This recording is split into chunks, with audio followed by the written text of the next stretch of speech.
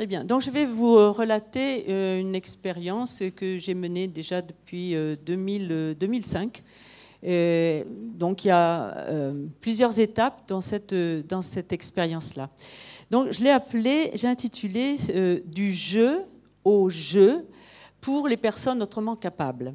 Et ce titre va supporter toute l'évolution de l'aventure d'une douzaine de personnes victimes d'AVC et d'autres accidents à conséquences neurologiques comme des traumatismes crâniens, des scléroses en plaques ou même des Parkinson, qui ça a été constitué par une douzaine donc, de personnes qui depuis 2005 suivent les cours Feldenkrais et sont très très fidèles au groupe parce qu'ils apprennent à se vivre autrement. Après avoir tâtonné pendant 4 ans à peu près, en observant la réaction des personnes, en leur proposant, en essayant d'adapter, de recréer des leçons pour ces personnes qui avaient accepté l'expérience, j'ai décidé de créer des temps forts au cours desquels l'activité et le regard des praticiens pourraient participer à l'élaboration de principes d'observation, à l'accompagnement de l'expression de ces personnes à mobilité réduite et à la mise en pratique des multiples entrées possibles offertes par la méthode Feldenkrais. Et m'est revenue en mémoire une histoire que Myriam nous racontait et qui m'a, moi, beaucoup marquée à propos de notre compétence. Alors, ça se passe dans une chaufferie d'une usine qui tombe en panne et qui bloque tout le système de fonctionnement. Donc, on fait appel à un premier réparateur qui vient et puis qui tourne un robinet par-ci, un écrou par-là et repart en disant « Vous inquiétez pas, tout ça va marcher ». Mais bien sûr, rien ne se passe. Alors on fait appel à un deuxième qui est appelé au secours et qui, lui, a une autre méthode. Il nettoie, il frotte les soudures, il nettoie les tuyaux, etc. Et il s'en va en disant « Ne vous inquiétez pas, ça va marcher ». Mais ça ne marche toujours pas. Et donc passe comme ça un certain nombre de réparateurs, plus ou moins compétents les uns que les autres, jusqu'au moment où arrive un Xème qui rentre dans la chaufferie, qui embrasse du regard l'ensemble du fonctionnement, qui commence à regarder les connexions, à suivre les tuyaux, les relations entre les tuyaux, à vérifier le sens des circulations, à écouter les bruits et les non-bruits. Et puis tout d'un coup, qui revient un petit peu en arrière et qui se place juste devant un petit tuyau, prend un marteau et tape sur le coude de ce tuyau. Et là, tout se remet en marche. Alors, bien sûr, nous n'en sommes pas encore là à trouver le déclic magique dans notre rencontre avec les partenaires. Les partenaires, ce sont donc ces personnes dont je vous ai présenté tout à l'heure le groupe. Et j'appellerai toujours les partenaires tout au long de notre cheminement. Mais les praticiens, eux, ont été invités à tisser des relations entre l'observation, c'est-à-dire ce que nous percevons ou ce que nous sommes capables de percevoir au moment où nous nous trouvons, donc c'est quelque chose toujours en devenir, bien sûr. La connaissance, c'est-à-dire ce que tout le monde a appris du Feldenkrais, mais aussi des autres sources, c'est-à-dire de la propre formation des personnes, des praticiens, et puis aussi quand même des avancées scientifiques dans les champs différents. Parce que l'important, c'est quand même toujours l'ouverture de notre champ d'action comme nourriture de notre créativité. Et puis surtout, nous aimerions être de plus en plus compétents. Alors, je vais vous proposer ce cadre d'études lorsque j'ai présenté aux praticiens de faire partie de ce partage d'expériences entre donc les partenaires et eux. Et les intentions qui se profilaient étaient d'aller interroger nos pratiques, bien sûr, nos savoirs et bien sûr nos attitudes. Et tout cela en présence de situations complètement inhabituelles pour certains, c'est-à-dire que rencontrer des personnes avec des difficultés, pour certains, ça a vraiment été quelque chose de très nouveau, de très habituel. Mais aussi, on a pu créer des situations inhabituelles. Il me semblait que de ces situations pratiques, vécues par chacun à son niveau, autant pour les partenaires que pour les praticiens, eh bien, pouvaient émerger des pistes de progression pour tous. Et à ce moment-là, eh bien, du saut dans l'inconnu, pour la majorité donc, d'entre nous, nous avons pu apprendre à simplifier notre approche. Effectivement, comment, quand on rencontre pour la première fois des personnes qui ont certaines difficultés à se déplacer, eh bien, comment on va faire pour travailler avec eux? C'est une réelle question, on le verra aussi dans notre conclusion. On pouvait apprendre à aller de plus en plus directement aussi dans notre travail, soit dans les PCM, soit dans les IF, vers un objectif précis, mais sans bien sûr s'enfermer, c'est-à-dire qu'il fallait effectivement toujours s'ajuster au contact de ces personnes. On a pu apprendre à devenir plus fin, plus inventif et surtout plus prospectif. Non pas parce qu'on projetait quelque chose à dire à la personne « vous allez pouvoir faire ceci ». Non, non, non. Parce que l'on portait en nous quelque chose qui pouvait aider effectivement ces personnes à continuer. Aussi, on a appris à laisser la place à nos partenaires. On parle toujours, bien sûr, de dialogue, mais quand on est avec ces personnes, comment fait-on pour leur donner la parole, leur donner la place, leur donner l'initiative, hein? Et ça, c'est quelque chose aussi qui nous a vraiment appris à rester aussi attentif, à rester à notre place, à ne pas aller pas trop loin, en tout cas pas plus loin que les autres. Apprendre à faire participer l'entourage, ça aussi c'est quelque chose qui est extrêmement important parce que bien souvent la famille conduit les personnes à mobilité réduite chez leurs professionnels, chez les médecins, chez les kinésithérapeutes, chez l'orthophoniste, etc. Ils les laissent à la porte et puis ils s'en vont. Et nous, dans nos stages de partage d'expérience, on a essayé aussi d'intégrer tout l'entourage, la famille, pour leur montrer que c'était intéressant de vivre aussi ce que nous allions proposer ou ce que les partenaires aussi nous proposaient à vivre. Et ça d'une autre manière que ce que eux, ils avaient l'habitude d'avoir dans leur quotidien. Et puis, on a appris à dynamiser nos partenaires, à rire, à être généreux, à être effectivement dans la vie. Et enfin, ce que nous voulions apprendre, c'était à faire apprendre, bien sûr. C'est quelque chose aussi qui est une grande tâche.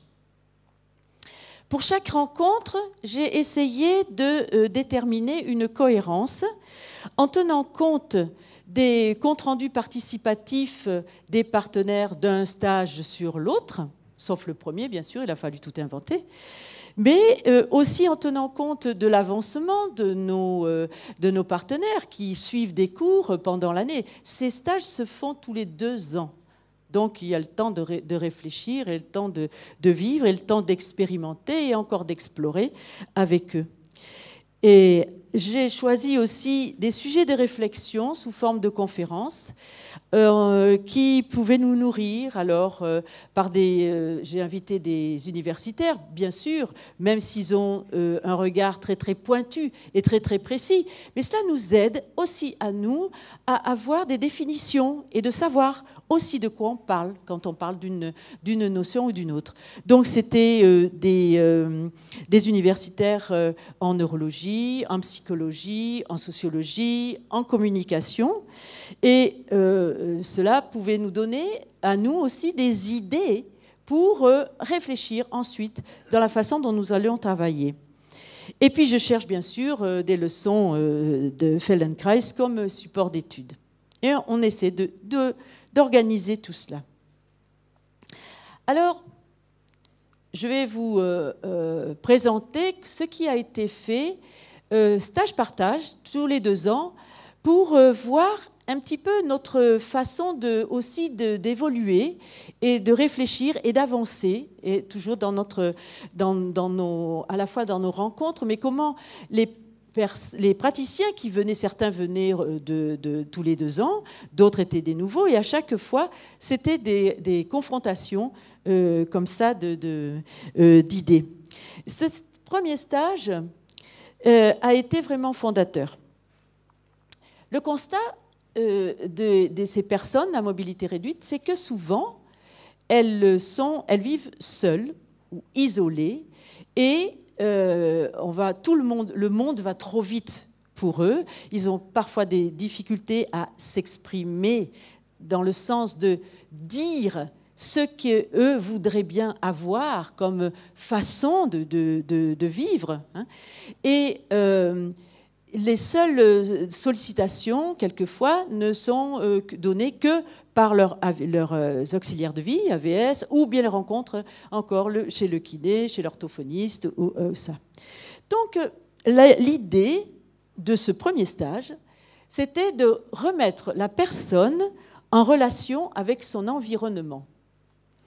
Et ce que j'ai choisi, comme c'était la première fois que je pouvais travailler comme ça avec des praticiens qui avaient des formations diverses, qui avaient des années différentes de pratique, c'était de partir sur quelque chose que tout le monde connaissait, c'est-à-dire le contenu les contenus des fonctions. Donc l'idée, c'était, voyons, comment on va pouvoir, par exemple, travailler sur cette idée de liberté de la tête, ou bien sur cette marche, ou bien sur la fonction d'atteinte.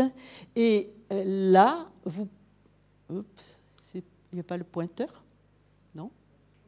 Au milieu, je clique au milieu, il n'y a pas? Ah. Les voilà. Voilà, d'accord. Donc, vous avez dans cette photo-là un partenaire qui s'appelle Jean. Et il en a à la fin d'une IF. Et Jean, il est dans cette idée de... Même la fonction d'atteinte, ce n'est pas que attraper, c'est aussi comment je me mets en mouvement, comment je me lance dans l'espace, comment je vais vers... Donc, c'était vraiment quelque chose de fabuleux de le voir, alors que d'habitude, c'est un petit monsieur qui est un peu rabougri comme ça. Et puis, on a essayé évidemment de travailler sur l'idée de préhension. Vous comprenez que c'est difficile quand un bras est comme ça. Comment on fait pour pouvoir s'en servir, pour amener, pour transporter, etc. D'habitude, elles laissent leurs bras comme ça. Où le bras est pendant et on n'en fait rien. Donc nous, on a créé des situations où justement on leur dit mais non, pas du tout, on peut se servir de ce bras, on peut se servir de cette jambe d'une autre façon, et on a inventé à partir de là des PCM ou des IF avec cette idée-là, avec ce contenu-là en référence. Et puis bien sûr, la respiration, c'est une fonction aussi, un contenu fondamental. La déglutition, parce que ces personnes ont beaucoup de problèmes de fausse route, avec des paralysies quelquefois très prononcées aussi sur les visages. Et bien sûr, d'articulation verbale, puisque plusieurs d'entre elles étaient aphasiques. Donc ces contenus former tout le support des recherches de mise en conditions sensorielles pour leur réalisation. Mais c'est-à-dire que nous, on essayait de chercher comment aménager l'environnement et le milieu pour répondre à notre question. Deuxième stage, là, c'est un deuxième stage en 2010 qui fouillait des questions beaucoup plus précises sur la question de la conscience des membres oubliés parce que non réactivés au niveau du cerveau. Et le thème était s'intéresser au côté le moins mobile pour réveiller sa présence. Et là, vous avez une magnifique photo de Bénédicte avec Claire Vialon. Et vous voyez que Bénédicte a son bras gauche, qui est le bras mobile, dont on voit le reflet dans le miroir, qui est ici. Voilà. C'est croyant que ça donne l'illusion, si vous voulez, que c'est son bras droit. Et le bras droit, lui, est caché derrière le miroir. Donc la proposition était de faire des mouvements avec cette main gauche, beaucoup plus mobile, et de regarder dans le miroir et d'avoir la sensation que c'était son bras droit qui se mettait à bouger. Alors, on doit évidemment cette invention-là à Ramachandran, qui a cherché à leurrer le cerveau. Lui, il ne l'a pas utilisé dans cette idée-là. Nous, on a fait un détournement. Hein. Mais lui, il l'a surtout utilisé pour effacer les douleurs des membres fantômes. Mais nous, quand on a utilisé ça, on a eu vraiment des surprises assez étonnantes de voir que le bras qui était derrière le miroir, ben, effectivement, il se mettait à bouger. Donc, après ça, ça nous a permis aussi de nous interroger sur la façon dont on pouvait réveiller la conscience du côté le moins actif. Et on pouvait le faire directement, c'est-à-dire en créant des mouvements avec les deux bras ensemble, les deux mains ensemble que l'on pouvait porter, ou bien en faisant des mouvements du bras mobile, par exemple, et puis tout de suite d'aller changer. C'était pareil pour la jambe, hein, c'était pareil pour les côtés. Tout de suite essayer de faire avec l'autre côté, ou bien indirectement en utilisant l'imagination du mouvement. Et à partir de cette aussi découverte, nous avons testé différentes manières de créer la surprise dans les conceptions du mouvement. C'est-à-dire qu'au lieu de partir tout souvent de l'extrémité, par exemple, ils avaient toutes ces personnes, quand elles bougent leurs bras, elles pensent à aller chercher par rapport à une fonction, aller atteindre avec l'extrémité. Mais nous, on leur a demandé d'utiliser un autre point de départ. Peut-être c'était le coude, peut-être c'était l'épaule. Bon.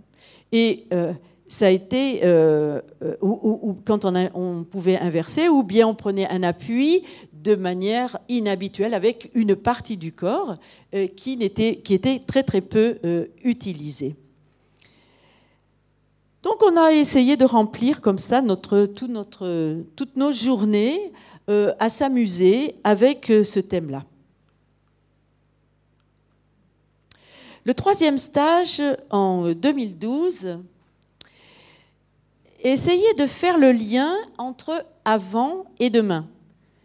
Alors, vous avez vu, j'ai mis avant, je n'ai pas mis hier.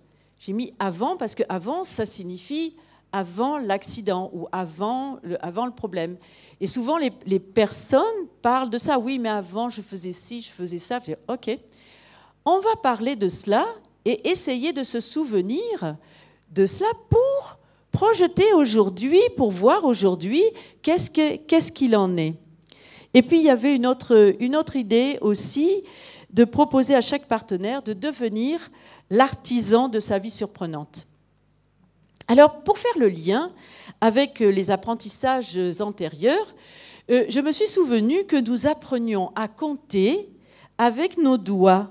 Alors, on disait 1, 2, 3, 4, n'est-ce pas? Et on comptait avec nos doigts. Mais en même temps, on utilisait le son, on utilisait des litanies. Alors on a créé comme ça une PCM où les personnes, d'abord avec le bras mobile, après avec l'autre bras que l'on portait, et on passait par la bouche et on continuait le mouvement. Et puis de petits mouvements comme ça, on est arrivé à de plus grands mouvements, et bien sûr accompagnés du son. Et même les personnes qui ne parlent pas, elles sont capables de produire du son. Donc en disant 1, 2, 1, 1, elles étaient en train d'activer le 1, le 2, le 3, le 4 et de commencer aussi à bouger leur mâchoire et leur langue et tout cela. Donc, c'était encore des jeux, bien sûr, hein, comme dans le titre là, du jeu, J-E-U, pour petit à petit arriver à avoir un petit peu plus de propositions dans ces possibilités. Et comme ce stage posait des questions sur l'apprentissage, nous voulions réfléchir aux formes d'apprentissage que nous utilisions et précisément essayer d'affiner les registres d'information. Alors, qu'est-ce que ça veut dire, les registres d'information? C'est quand on parle, que l'on donne des PCM, les mots que nous utilisons peuvent emprunter des références d'informations visuelles ou spatiales, ou kinesthésiques, ou temporelles, ou qualitatives, ou descriptives, ou d'action, etc., etc., etc. Et ce qui est intéressant, c'est qu'en leur proposant comme ça, en faisant attention à notre vocabulaire, on permettait à chaque fois aux personnes de voir dans quel registre aussi elles se proposaient de se représenter, parce que il faut dire quand même que chez ces personnes, il y a beaucoup de travail de représentation à restaurer. Donc, il faut trouver les moyens de pouvoir le faire. Et puis, aussi, on s'est interrogé sur le vocabulaire de sensation. C'est-à-dire, quand on utilise le sentir, comme a dit Sabine, le sentir, apprendre à sentir, mais on sent quoi? Et ça veut dire quoi? On parle de quoi?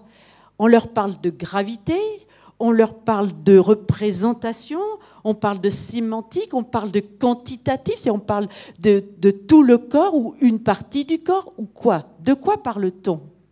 Et là aussi, c'était quelque chose qui pouvait vraiment nous aider à changer, en tout cas, essayer de participer à changer la structure biologique du cerveau, c'est-à-dire à créer dans notre cerveau des références qui soient de plus en plus précises, mais que ce sentir, eux aussi, soient capables de savoir ce qu'ils sentaient, comment ils sentaient, développer leur propre vocabulaire de sensations.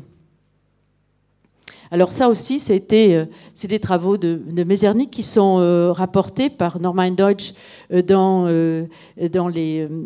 ses livres.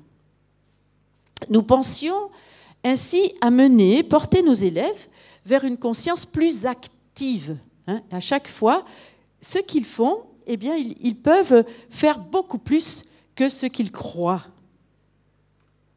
Et enfin, bien sûr, on a cherché les modes différents d'apprentissage sur ce fameux mode inhabituel. Qu'est-ce que ça veut dire de l'inhabituel avec ces personnes qui sont déjà dans des situations inhabituelles? Donc, on a essayé de s'amuser aussi à trouver des choses à leur faire vivre pour que leurs lignes de représentation se mettent aussi à bouger. Et puis, nos intentions étaient de les replonger dans un désir aussi de nouveauté et de chercher à rendre l'impossible possible. Chaque fois que ça se passe, c'est toujours des explosions de joie.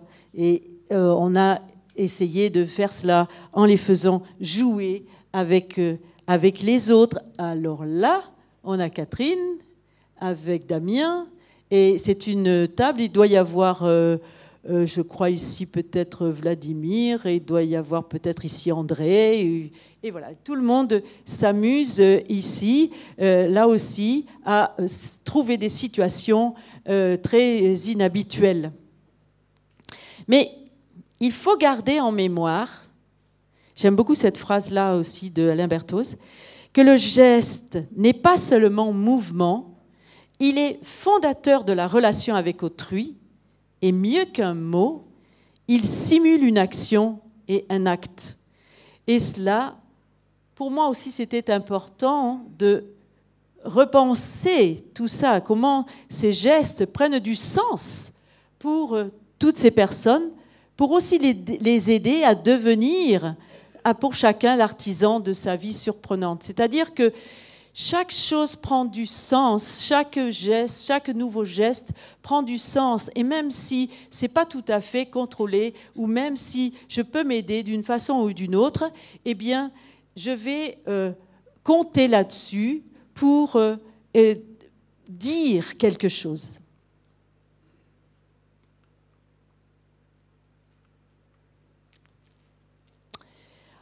« 2014 ». Dans ce quatrième stage, on cherchait à comprendre les difficultés pour agir sur le contexte. Donc on essaie, là aussi, il y a des stages où c'était pointu, d'autres un peu moins pointu, mais celui-là, il était assez pointu. Alors on s'est dirigé vers le traitement de l'information. Qu'est-ce que ça veut dire? Ça veut dire que qu'est-ce que les personnes recevaient et étaient capables de traiter. Et on s'est aperçu que selon la façon dont nous, on allait leur donner des PCM ou nous, on allait leur donner des IF, eh bien, ça pouvait ou bien effectivement les aider, leur permettre ce temps, trouver leur propre rythme, ou bien les submerger. Donc on s'est préoccupé de l'attention et d'une question qui les touche de près, c'est-à-dire la différence. Donc, en premier lieu, avec nos observations, on va essayer de voir, selon cette surcharge cognitive qui leur était offerte, dans des situations exploratoires, d'essayer à ne pas donner trop d'informations à traiter pour voir comment, effectivement, ils pouvaient maîtriser cette fragilité dans la réceptivité de ces informations. Dans les différentes formes d'attention que l'on a prises pour créer les PCM, vous voyez, en fait, ce sont des éléments qui sont là pour nous aider à inventer des choses. Eh bien, la variation des niveaux et formes d'attention pouvait aller d'une attention la plus focalisée et définie dans un contexte le plus simple à une attention globale, mais aux sollicitations multiples, dans un contexte ludique qui automatiquement intègre l'émotion, et beaucoup plus complexe, dans lequel toute la personne se trouvait là, engagée. Après cela, il a fallu aborder cette question qui les touche de près, qui est l'asymétrie et la représentation de soi. Mais c'est avec une idée encore toute particulière d'éveiller la curiosité chez eux de cette différence. Non pas considérer comme ils l'avaient toujours fait, ben oui, ça je ne peux pas le faire, je ne peux pas le bouger. Non, non, ça c'est différent, ce côté il est différent, mais en quoi c'est différent ? Et qu'est-ce qu'on peut apprendre à chaque fois de cela? Et ça, c'est quand même très important parce que cela pouvait participer au renouvellement de la représentation de soi. Et si la question au début de ce stage, c'était toujours de trouver le sens, comme a dit François aussi, le sens de ce que nous faisons, eh bien la réponse c'était d'aider les gens à se développer pleinement. Et on a repris cette phrase-là de Feldenkrais.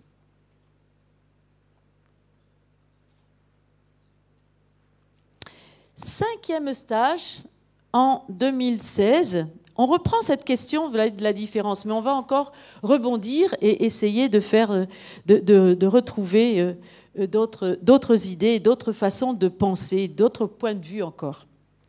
Donc, faire de sa différence un atout. Cela nous a conduit à affiner toute notre compréhension du quotidien vécu par les partenaires. Et l'idée était donc de mettre en valeur, bien sûr, leurs ressources, mais de leur donner la parole.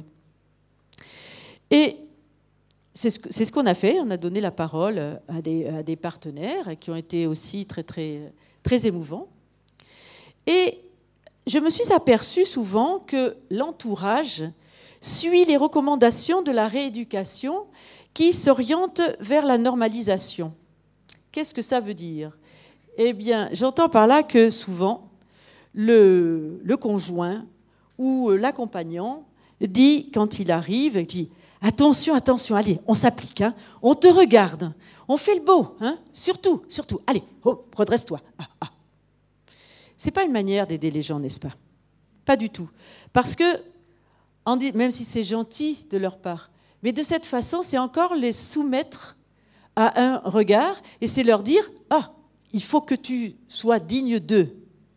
C'est pas ça être libre et c'est pas ça être responsable.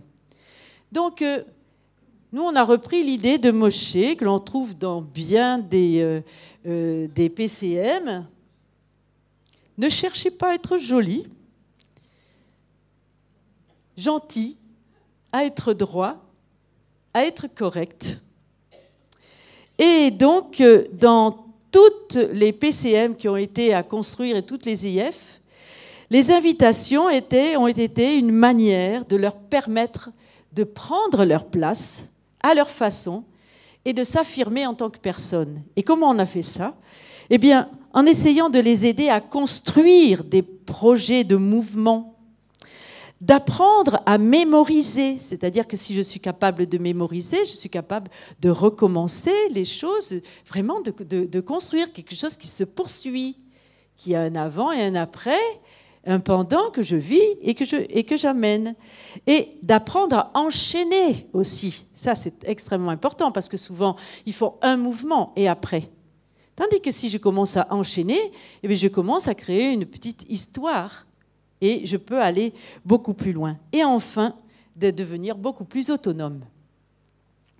Dans cette session, une conférencière a requalifié ces accidents de la vie de ces personnes comme des transitions biographiques pour les personnes autrement capables. Alors, qu'est-ce que c'est que des transitions biographiques? Eh bien, écoutez, chacun de nous, à un moment de sa vie, a changé de direction ou a changé d'orientation d'une manière qu'il a, et cette orientation et direction a pu être déterminante, manière choisie ou subie. Et c'est cela, les transitions biographiques. Donc, si vous pensez un petit peu vous-même à votre vie, à un moment, vous dites « Ah ben oui, là, j'ai fait ma transition biographique. » Et ce qu'il y a, c'est que parler comme ça, pour ces personnes, au lieu de dire « Elles ont eu un accident de la vie, voyez », non, non, non, non.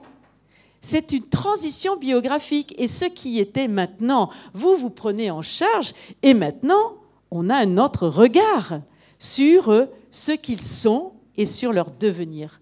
Comme quoi, les mots sont quand même, ou les concepts sont quand même toujours importants. Ah, j'ai perdu quelque chose. Ok, donc là, voilà. Et un autre conférencier nous a appris à comprendre, il nous a donné des outils pour comprendre et communiquer avec ceux qui ne parlent pas. Donc on a vu qu'il y avait des aphasiques. Et donc l'idée, c'est toujours de se mettre dans la sphère de la personne avec qui on veut communiquer et être non seulement en phase avec elle, mais surtout, il faut être dans le même contexte hein, et dans la même structure de représentation. Et ça ne se fait pas comme ça. Et pour ça, il ne faut pas avoir peur de questionner et de dire « Qu'est-ce que tu veux me dire? De quoi tu veux parler? Tu veux parler de toi? Tu veux parler de nous? D'ici? De ce qu'on a fait hier ?» Et à chaque fois, la personne qui ne parle pas, elle répond. Ou, de toute façon, elle donne des réponses corporelles. Et là aussi, petit à petit, on s'aperçoit qu'on peut communiquer. Tout à l'heure, dans une précédente photo, la diapo, il y avait Bruno avec un certain Gérard, dit Gégé. Et Gégé ne parle pas. Il peint, mais il ne parle pas. Et donc, il y avait cette idée de Bruno qui était en train de lui faire un geste, il lui parlait, lui proposait quelque chose. C'est 3, c'est ça, c'est ça. Et c'est vrai que Bruno me disait, c'est difficile, hein, c'est difficile avec lui. Hein, mais ça se fait, hein, ça se fait, c'est possible. Donc ça, c'était le dernier stage. Alors, pour conclusion, je vais faire une conclusion de ce stage-là. Je n'ai pas fini. Hein. J'ai juste vous faire le bilan de ces 5 stages. Ces rencontres et ont été variées, vraiment, très variées. Et elles ont toutes été très intéressantes, à la fois pour les partenaires, bien sûr, ils ont appris énormément de choses, mais aussi chez les praticiens, si j'en crois leur compte rendu et leur bilan.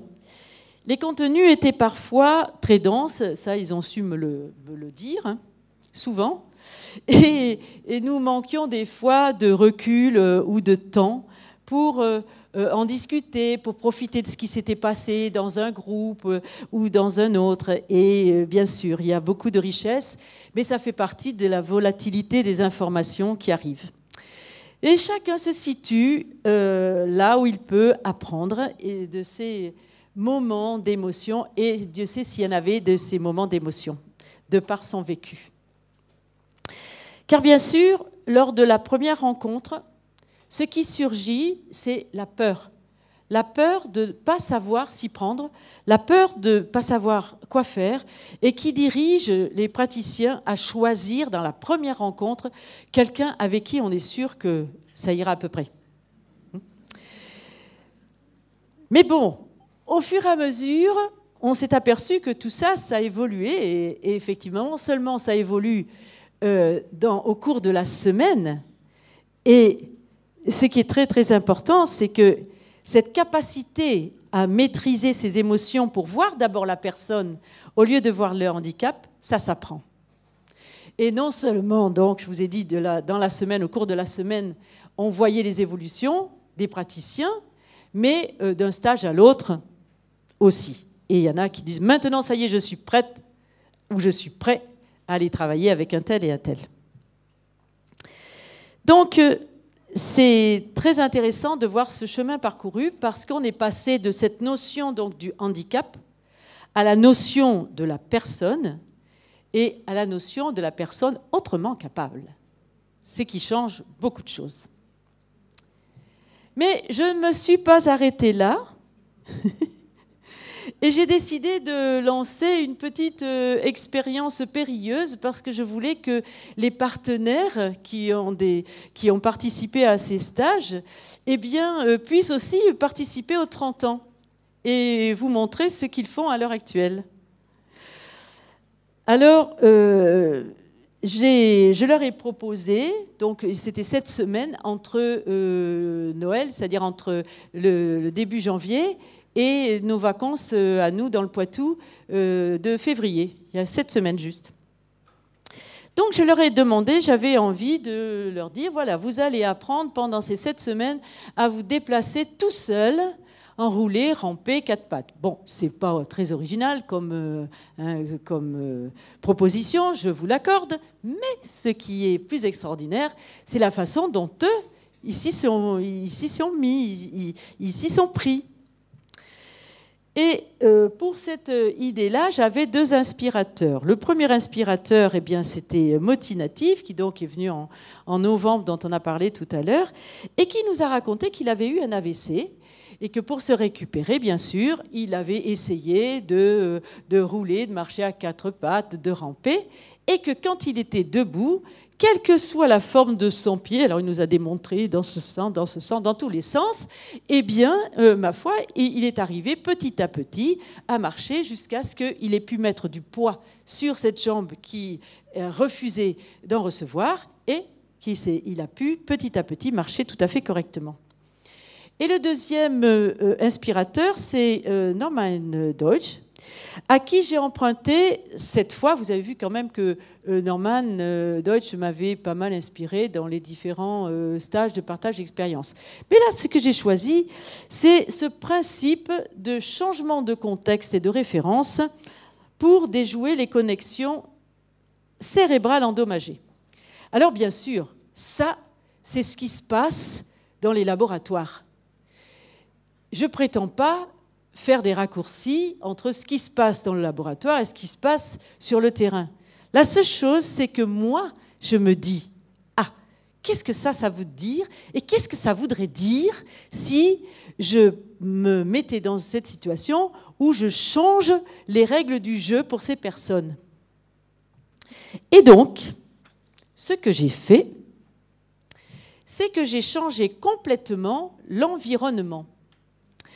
Et j'ai d'habitude, comme dans les PCM que nous donnons, les personnes sont chacune sur leur tapis. Là, j'ai réuni tous les tapis et je les ai mis dans n'importe quel sens. Donc, modification des habitudes de placement pour créer une proximité changeante, parce qu'évidemment, quand les personnes se mettent à bouger, eh bien, le repère n'est plus du tout le même. Apprendre à se protéger, parce que là aussi, quand on est en train d'explorer un mouvement, on voit arriver un bras ou une jambe de manière inattendue, ça peut être très dangereux. Donc il faut faire attention. Et puis surtout, modifier pour les reconstruire tous les repères spatiaux. Donc on va voir en détail l'évolution, comme ça va être rapide, ne vous inquiétez pas. Ça va être rapide. Et puis j'ai des toutes petites vidéos aussi qui ne sont pas des objets parfaits, mais parce que je vous montre des choses les plus inhabituelles et là où ils sont en train de vraiment travailler, faire quelque chose. Alors dans la première semaine, je dois dire que le dépaysement spatial a été un peu perturbant. Parce que, comme quoi, les éléments qui, pour nous, semblent très, très faciles à gérer dans notre quotidien, hein, se changer d'orientation, ce n'est pas un problème pour nous, mais pour eux, ce n'est pas tout à fait maîtrisé. Et il faut rajouter la vigilance, parce que sur le grand espace, il y avait des ballons, il y avait des petits rouleaux, et puis eux, dans n'importe quel sens. Donc, la première consigne était se déplacer tout seul, en roulant ou d'une autre façon. Et le résultat montre qu'il y avait très très peu d'idées et que pas de conscience des autres du tout. Et les déplacements, quand ils se faisaient, c'était tout d'un coup, ouf, le bras qui partait ou la jambe qui partait. Et il fallait plutôt faire attention. Alors, tout de suite, j'ai remis un petit peu de calme et on a redemandé doucement à rouler autour d'un point de contact. Donc, rouler la tête, ça c'était bien connu. Rouler un bras, c'est bien connu. Rouler autour d'une jambe, ça c'est bien connu. Rouler autour du corps. Mais comme ils étaient dans tous les sens, qu'est-ce qui arrivait? Du contact avec les autres. Et alors, on a utilisé ça. Donc, on pouvait, au moment où on roulait, on essayait de toucher et on essayait de voir si on pouvait rouler avec l'autre.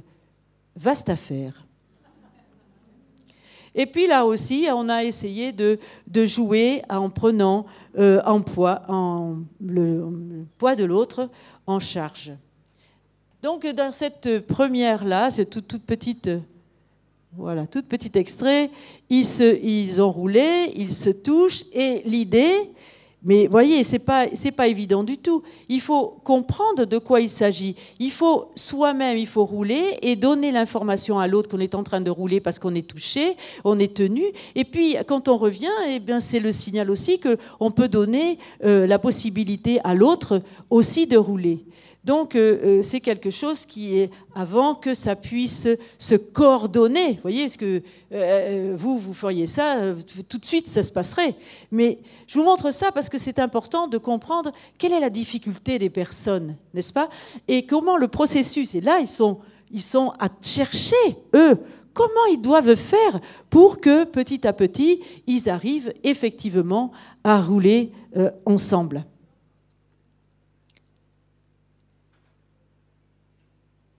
Mais effectivement, ce n'est pas tout à fait au point. La deuxième, vas-y. Là, encore, il faut essayer d'être en lien. Et puis, celui qui bouge doit tirer l'autre, doit la tirer, le faire bouger, se débrouiller de n'importe quelle manière. Voilà, ça c'est Bénédicte, qui a qui a eu un accident, c'est un traumatisme crânien avec un problème cérébelleux. Donc évidemment, il y a énormément de problèmes de contrôle. Mais ce qui est intéressant, c'est qu'au moins, là aussi, elle fait ses expériences. Elle n'est pas en train de se dire « je ne vais pas y arriver », elle y va. Et donc, elle le suit. Alors, elle cherche, et où est-ce que je peux aller? Et c'est toujours dans cette comme ça, comme dans une improvisation qui, de toute façon, va l'amener quelque part. Et voilà, et je continue à rouler. Donc, dans la deuxième semaine, voyez que ce qui était vraiment nécessaire, comme titre, c'était s'ajuster à l'autre, bien sûr. Hein. Le thème s'imposait. Donc, tout le travail va être dirigé sur cette idée de s'ajuster à l'autre, d'apprendre à s'accorder et à s'écouter, et de faire confiance à l'autre pour dialoguer corporellement avec lui. Et puis ensuite, trouver comment on est en sécurité, et puis ensuite ramper. Alors ça, ce ramper, on va le faire presque à chaque fois pour voir comment il évolue. Voilà, alors là, on a s'accorder et s'écouter. Et c'est quand même, dans cette deuxième semaine, quelque chose qui est assez étonnant, parce que, regardez, regardez donc notre Bénédicte, quelle écoute elle met, parce qu'on a notre Sylvette ici, qui est fragile comme tout, il ne s'agit pas de l'écraser, donc et elle va vraiment très très doucement, et elle l'attire, et donc... Là aussi, on a Patricia qui, elle, a une sclérose en plaques. Et donc, c'est difficile pour elle d'être assise. C'est pour ça que je suis assise, moi, de l'autre côté. Et il y a un ballon entre nous deux. Et elle est en train d'expliquer qu'elle, comme j'essaie de bouger en même temps, elle reçoit à la fois ce qui se passe dans son dos et ce que lui propose Claire qui est devant. Mais ce qui est intéressant quand même, là, c'est de voir toute la qualité du mouvement qui est en jeu, et la fluidité et petit à petit aussi le contrôle, l'abaissement du niveau tonique, et pour se mettre quand même en phase avec l'autre. Troisième semaine, c'était d'accepter la position à plat ventre, parce que ça, c'est pas non plus très évident. Être à plat ventre quand un bras reste coincé dessous, c'est pas très confortable. Donc, il fallait petit à petit aller à plat ventre, et on proposait très tranquillement des choses qu'on avait peut-être déjà vues, mais on voit à ce moment-là qu'est-ce qu'il en est, c'est qu'on roule on tourne la tête d'un côté et de l'autre, et on voit que effectivement leur bassin commence à répondre, et que peut-être la jambe va commencer à se plier. Et l'idée, ça a été de voir si on était capable de ramper en arrière comme une crevette. Pourquoi comme une crevette? Parce que c'est plus facile quand on a un seul bras de pouvoir se pousser que de monter davantage le genou, etc. Donc l'idée, là on voit Bénédicte, vous voyez quand même, elle essaie de sentir comment elle peut se pousser. Et là, Sylvette a demandé à le faire, parce que aussi la consigne, c'est là, dans ce ton-là, je propose les situations, mais je n'interviens vraiment que s'il y a de la demande. Si elle me demande, oui, je veux quelque chose dessous, je veux le faire, et il faut m'aider un petit peu à faire. Donc, on voit... Son bras est ici, vous voyez ici comment il est complètement en dessous, mais comment elle arrive maintenant à utiliser ses épaules et son bassin, et pour pouvoir petit à petit reculer. Et ce qui est intéressant, c'est que dans cette formule-là, ils arrêtent quand ils veulent, ils se regardent, ils se soutiennent, et il y a toujours quelque chose, des interactions entre eux. Hein, c'est aussi quelque chose qui est... Ils se donnent des conseils, ils se sollicitent, hein, ils s'amusent de temps en temps, bien sûr, à s'envoyer des ballons, faire des bêtises. Hein. Mais bon, hein, ce sont des grands enfants. Hein, je suis très contente de voir, ce sont des grands enfants. Voilà, et encore Gégé qui essaie de bouger son bassin et de voir comment on va y arriver. Quatrième semaine, pardon, des outils aussi, parce qu'à chaque fois, ce qui est fait nous aide à trouver d'autres propositions pour aller un petit peu plus loin. Bon, on cherche bien sûr des idées, on va encore apprendre à reculer et on va apprendre à venir se mettre à quatre pattes accroupi. Donc là, comment il faut faire quand on est à plat ventre et que l'on veut se mettre à quatre pattes? Donc c'est cette idée ici, voilà, le bassin commence à monter. Là, il y a encore beaucoup de recherches. Qu'est-ce qu'on doit faire? Qu'est-ce qu'on lève? Ce n'est pas les pieds qu'on lève. Alors, le bassin, ça se trouve où, Bénédicte? Voilà. Et puis, nous, on a notre grand qui arrive du premier coup. Sylvette, c'est d'un seul côté. Ici, Yves, qui essaie lui aussi des stratégies. Il a essayé avec les deux côtés. Ça n'allait pas très haut. Donc, maintenant, on peut essayer avec un seul côté, etc., etc. Donc, chacun va petit à petit vraiment trouver... je ne vais pas plus vite que ça, parce que sinon, si on fait tout à la plat ou si on dit point par point, on a déjà appris à ramper, déjà fait des tas de choses, mais comment dans cette finalité, quels sont les jeux, les règles du jeu qu'ils doivent trouver pour réussir? Et là, on sent. C'est comme chez les petits, hein? Ça met du temps. Et voilà, ça y est, nous voilà avec Bénédicte qui est arrivé à quatre pattes. Alors, dans la 5e semaine, on va encore avoir cette idée de vaincre sa peur, peser, presser, sentir les deux côtés quand je les mets sur... on va le voir là sur la vidéo. Sur des petits ballons, et puis qu'on essaie de bouger, c'est-à-dire que quand on est dans une insécurité, on cherche la sécurité. Donc, en étant comme ça, en roulant sur les ballons, eh bien, au moment où on a un appui, ils savent que c'est un appui, qu'ils peuvent repousser pour aller un petit peu plus loin. Encore une fois, de cette expérience, c'est eux qui le trouvent par eux-mêmes. Donc ils sont effectivement là, il doit y avoir un ballon sous les omoplates et puis un autre sous le bassin ou au milieu du dos, ou enfin ça pouvait changer. Et l'idée c'est qu'on essaie de voir comme ça quelle est l'expérience de son poids de cette manière-là. Et en roulant d'un côté et de l'autre, comment on fait pour se relancer, se retrouver. Voilà. Et l'autre, elle est très courte. L'idée, c'était qu'on était tout à l'heure, vous avez vu, à plat ventre, on est revenu à quatre pattes, et ensuite, l'idée, c'était de venir accroupi, parce que, voyez ici, là, cette jambe-là, eh bien, elle n'était jamais pliée chez Gégé. Hein, parce que d'habitude, il porte une orthèse et donc ça l'empêche, qui fait toute sa jambe et ça l'empêche de plier sa jambe beaucoup. Et là, j'ai dit, je veux pas, dans cette expérience, je ne veux pas d'orthèse du tout, personne.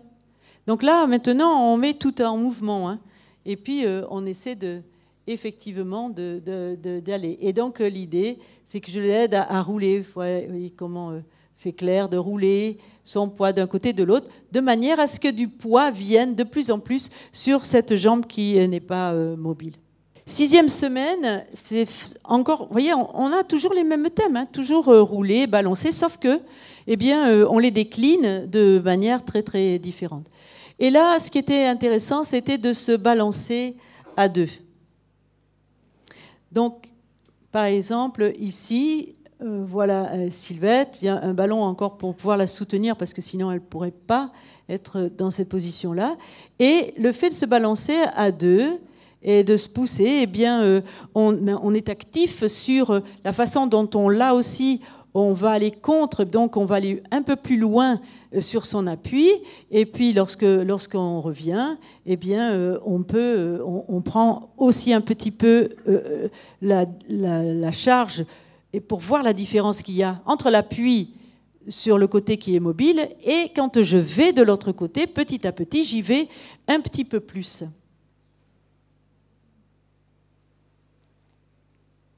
Et ça nous a amené aussi à pouvoir nous déplacer à quatre pattes, mais en crabe, c'est-à-dire se déplacer de côté.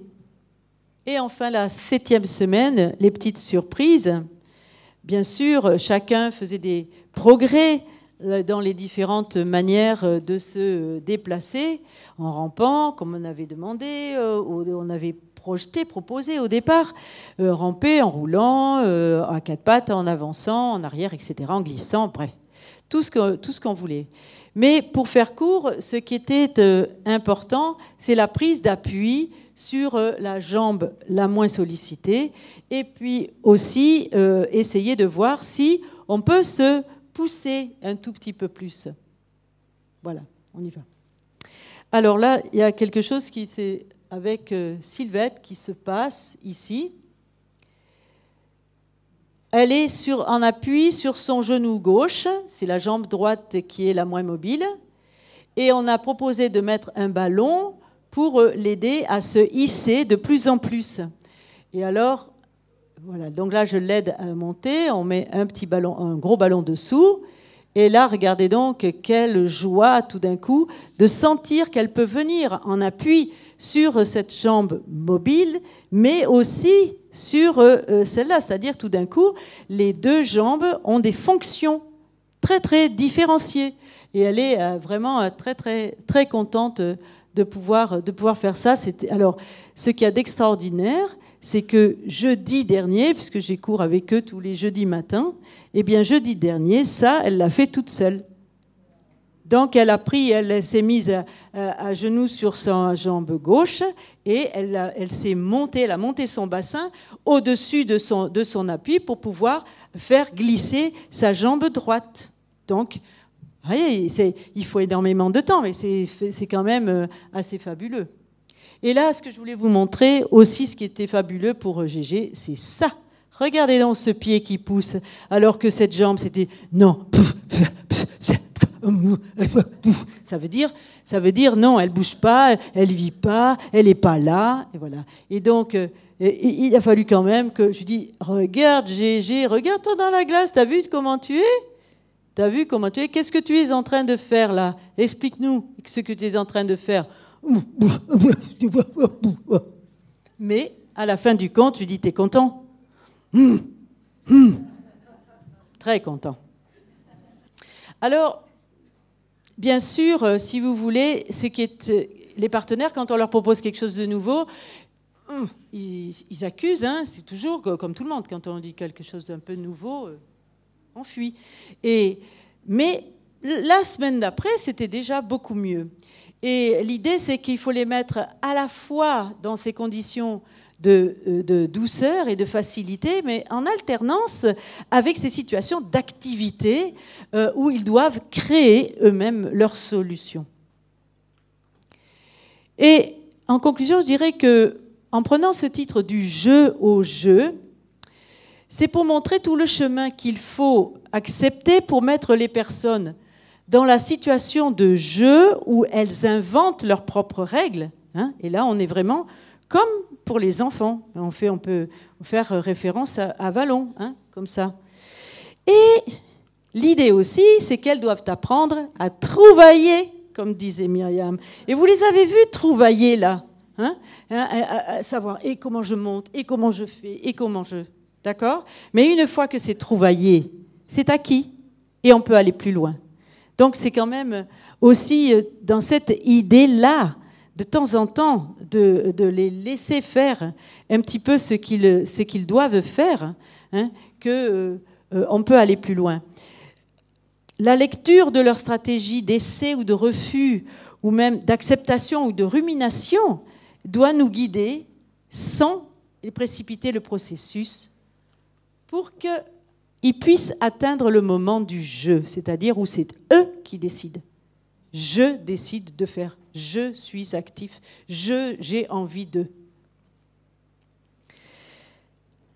Et pour nous, ce qu'il y a aussi de très intéressant, c'est qu'ils vont dans cette mise en route de toute leur potentialité et montrent que vraiment, ils sont autrement capables que ce que le diagnostic avait prédit pour eux. C'est évident que nous avons du travail à faire dans la révélation de notre pratique. Et c'est impératif pour nous de prendre de la distance pour comprendre cette compétence de la plasticité cérébrale dans ces cas-là. Et guider toute notre réflexion, bien sûr, sur cette mise en expérience pour eux et tout ce qui peut constituer ce vécu pour eux. Ils n'avanceront que par cette vérité-là, la leur.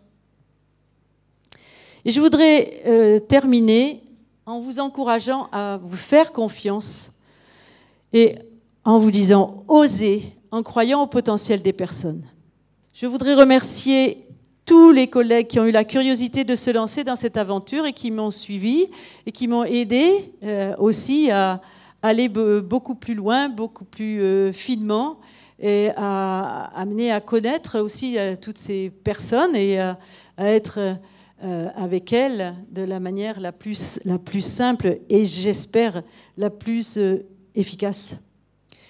Et j'espère aussi que vous serez nombreux dans vos régions à créer de tels groupes parce que je n'ai pas l'impression qu'il y ait beaucoup de groupes de personnes à mobilité réduite qui existent. En tout cas, si ça existe, il faut vous faire connaître pour qu'on puisse continuer à échanger. Et je vous remercie à tous de votre attention.